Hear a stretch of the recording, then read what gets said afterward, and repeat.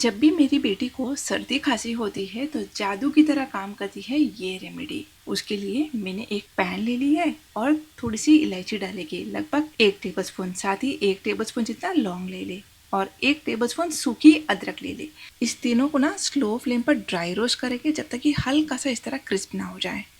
ठंडा होने पर ग्राइंडिंग जार में ट्रांसफर कर देंगे और सोंड को ना आप इस तरह तोड़ के डाल दीजिए। साथ ही इसमें मैं मुलेठी का पाउडर डाल रही हूँ, 1 टेबलस्पून। बस इसे ग्राइंड कर लीजिए और सर्दी खांसी के लिए ये बेस्ट रेमेडी है। इसे ना आप गर्म दूध में डाल के पी सकते हो या शहद में मिक्स करके ले सकते हो, या कोई भी राब बना रहे हो ना उसमें भी आप ये थोड़ा सा प्रीमिक्स डालकर पी सकते हो। वीडियो को सेव करें और इस हैक को आप भी ट्राई कर सकते हो।